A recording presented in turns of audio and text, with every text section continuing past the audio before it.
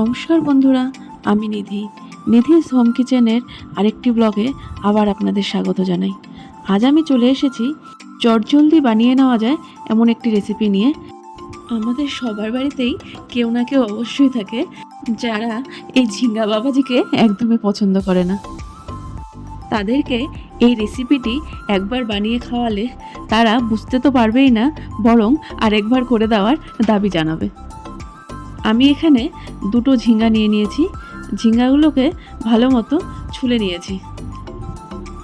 এরপর বেশ বড় বড় করেই কেটে ধুয়ে নিচ্ছি।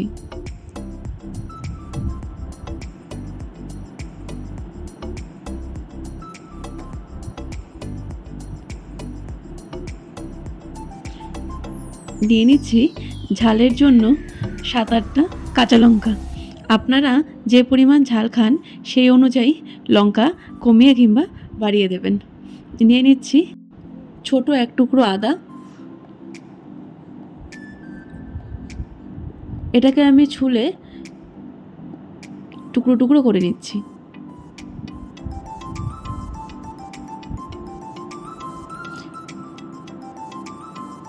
এবং নিয়ে নিচ্ছি 4-5 কোয়া রসুন। যারা রসুন খান না তারা এটি স্কিপ করতে পারেন, এবং যদি নিরামিষের দিনে বানান তাহলে রসুন ছাড়াই এটি বানাতে পারেন। রসুন ছাড়াও খেতে কিন্তু দুর্দান্ত লাগে।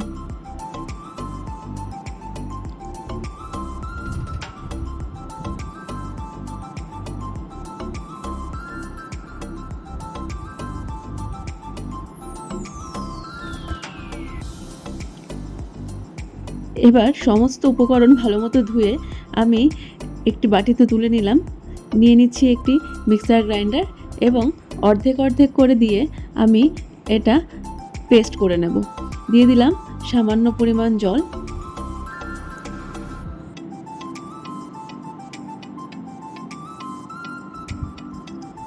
আমি শেষের বার পেস্ট করার সময় তাতে দিয়ে দিচ্ছি 2 চামচের মতো কালো জিরে। কালো জিরে উপকার যেমন তেমনি এর স্বাদ অনেক গুণ বাড়িয়ে দেয়।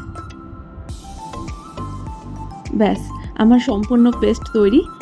এরপর গ্যাসে একটি কড়াই বসিয়ে দিয়ে দিয়েছি সর্ষের তেল এবং মিশ্রণটি ঢেলে দিয়েছি। দিয়ে দিলাম 1 চামচ নুন, পরিমাণ মতো হলুদ গুঁড়ো। এরপর গ্যাসের ফ্লেম হাই টু মিডিয়াম রেখে এটার জল পুরোপুরি শুকিয়ে নিতে হবে।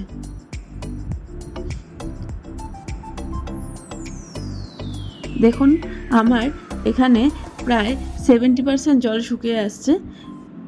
জল একদম শুকিয়ে গেলে যখন প্রায় তেল ছেড়ে ছেড়ে দেবে তখন ভাজা ভাজা করে এটাকে নামিয়ে নিতে হবে। ব্যাস, নামিয়ে নিলেই তৈরি আমাদের ঝিঙে বাটা বা ঝিঙে ভর্তা। এরপর ওপর থেকে একটু কাঁচা সর্ষের তেল আর 2টো কাঁচা লঙ্কা দিয়ে পরিবেশন করুন।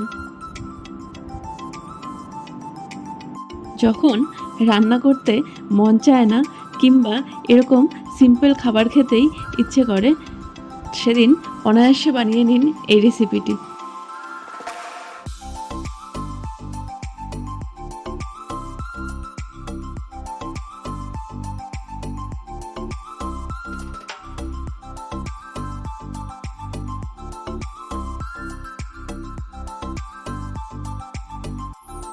বাড়িতে অবশ্যই ট্রাই করবেন এই রেসিপিটি এবং ভালো লাগলে কমেন্টে জানাবেন।